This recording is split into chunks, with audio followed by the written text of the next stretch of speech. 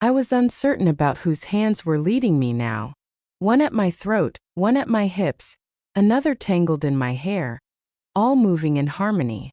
I had not acquired knowledge, yet I managed to follow along. I was not being taken. I was observed. I wished for it to continue, not the stress, not the capitulation, not the manner in which they caused me to lose track of where I concluded and they commenced. I wasn't merely desired. I was entirely held. I chose my outfit that night without the intention of drawing attention. I adorned myself to recall the sensation of being observed. The bar was situated on the 47th floor, surrounded by floor-to-ceiling windows that transformed the Chicago skyline into a gentle constellation of lights. The music played softly, a somber jazz tune, with a touch of saxophone that appeared to blend seamlessly with the flickering candlelight. I selected a red silk dress that was elegantly fitted, featuring a low back and a subtle slit that suggested rather than proclaimed. It was solely for myself. It was intended for me. As soon as I entered the room, I sensed it immediately. A look. I did not turn immediately. I ordered a drink.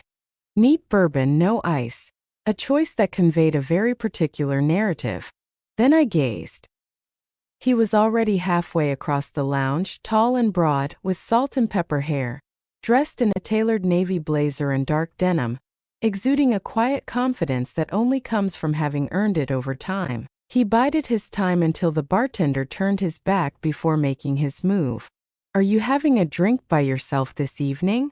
His voice was deep and smooth, the type of voice that exuded confidence without hesitation. I turned slightly, discovering him already beside me, close enough that I caught the faint scent of whiskey and cologne, warm leather, and something darker beneath. I did not smile immediately. I gently raised my glass and replied in a soft voice, "I suppose that's no longer the case." He smirked. Not a grin, not playful, just a subtle curve of his mouth that suggested he understood how I was going along with it. "That's unfortunate," he remarked, gesturing toward my vacant glass.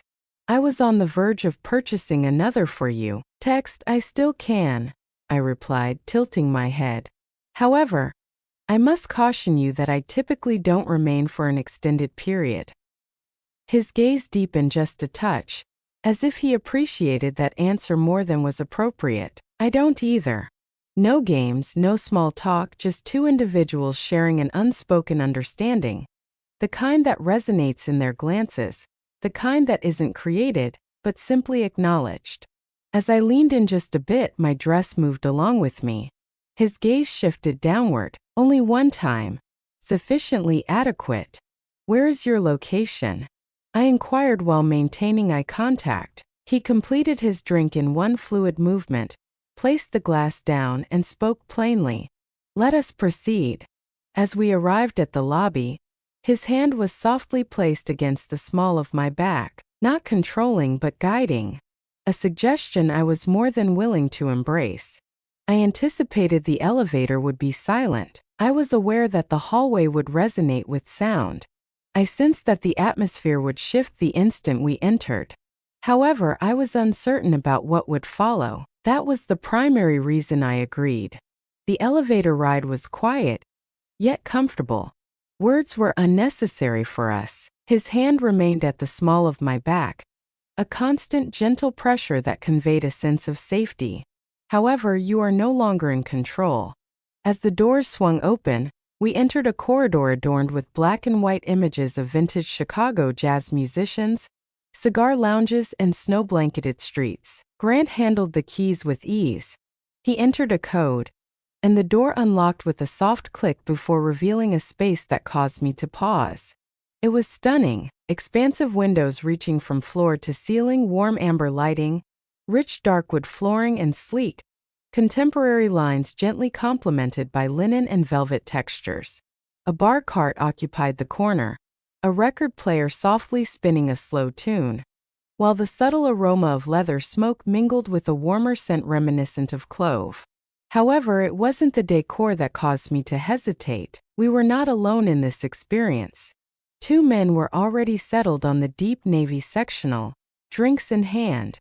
One gazed upward with a faint smile, his dark skin marked by wear, a closely trimmed beard flecked with gray at the temples, dressed in a snug charcoal sweater and jeans. The other, slightly younger, with sandy brown hair and piercing blue eyes, leaned forward to place his elbows on his knees. He donned a leather watch, went without socks, and had a subtle mischief in his grin that left you curious about his thoughts or the knowledge he possessed. Grant closed the door behind me, allowing his hand to glide gently down my back before moving past me. "Emily," he said in a composed manner, "allow me to introduce you to Marcus and Caleb. I trust it's all right that they arrived a bit ahead of schedule."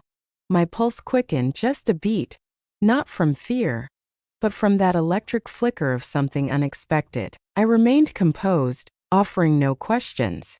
I offered a small, practiced smile that always appeared just before I engaged in something reckless and entirely intentional. Marcus took the lead. He was taller than I anticipated, possessing a presence that effortlessly filled the room.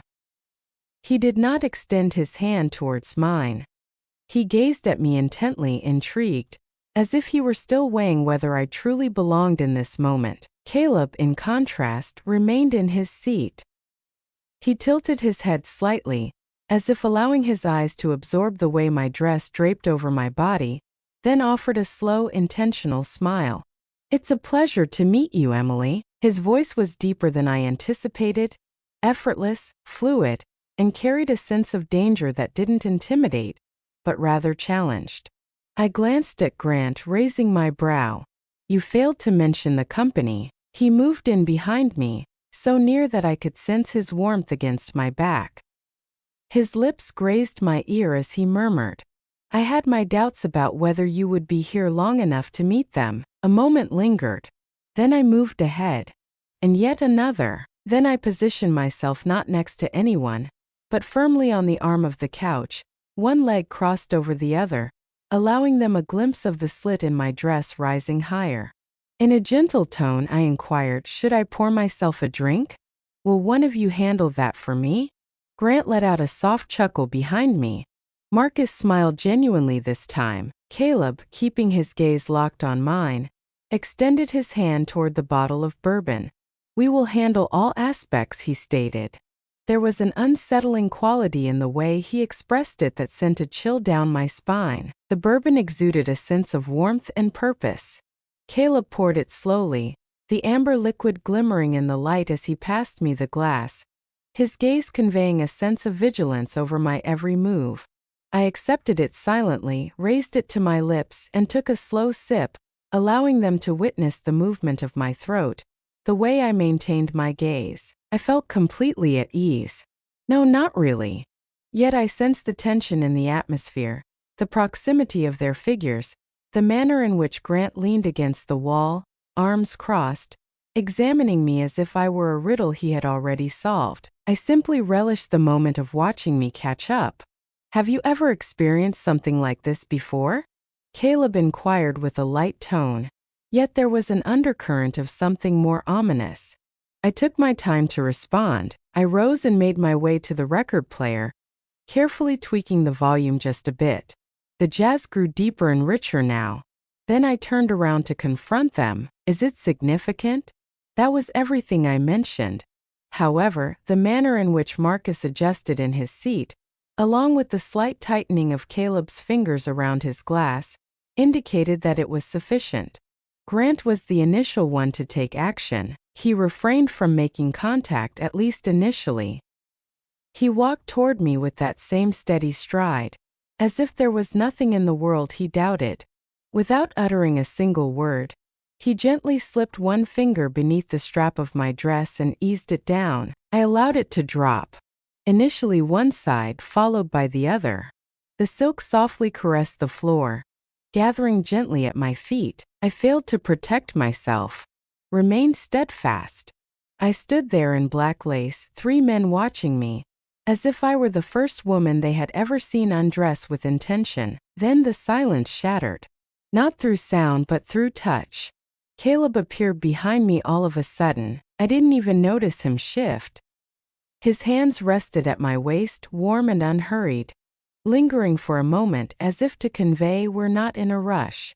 However, you aren't leaving either. Next, Marcus stepped in front of me. His knuckles grazed my jaw. Are you doing well? He asked, his voice low and steady. I gave a nod. Keep going until I give you the signal to stop. In an instant, I belonged to them. Hands are present, unhurried and calm, simply discovering. One raised my hair and pressed their lips against the nape of my neck. Another brushed the back of his hand along the inside of my thigh. A third finger glided along the edge of my bra, not taking it off just yet, merely a reminder of their power to do so.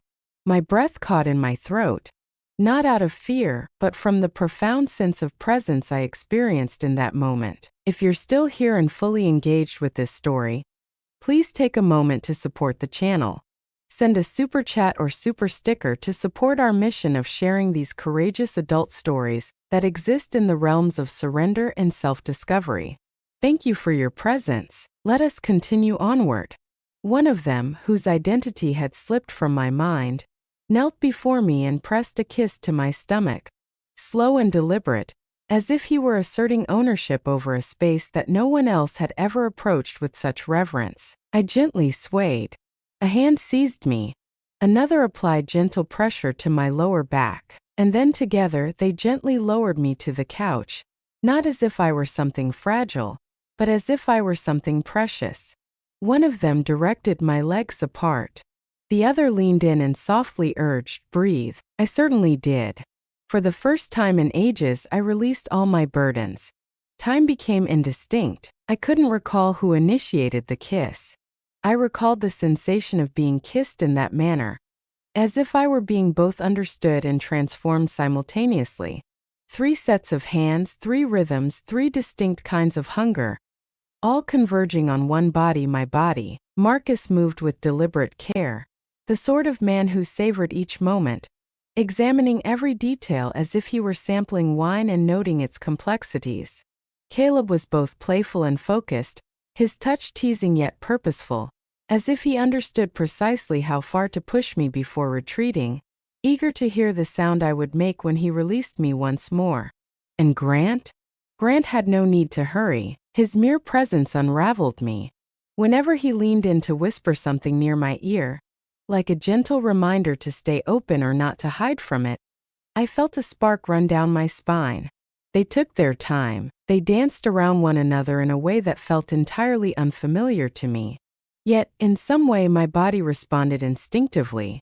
As one withdrew, another was already present, effortlessly blending into the cadence, connecting with me in a manner that made it difficult to discern where one individual concluded and the next commenced. I was passed between them, not tossed aside or used, but shared like something valuable and vibrant, something no one wished to release too quickly.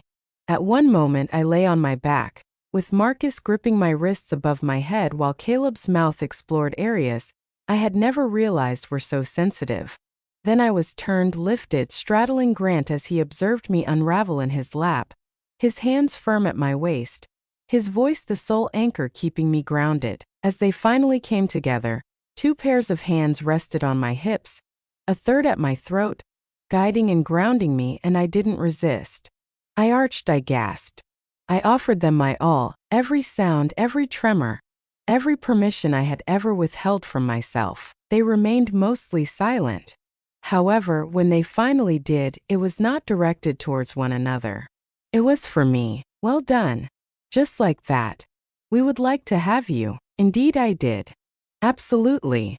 I ceased to think, ceased to count, ceased to question whether this rendered me reckless or radiant. I experienced the weight of them, the stretch and the pressure, the pleasure intensifying with each passing second until my body completely unraveled, sprang to life.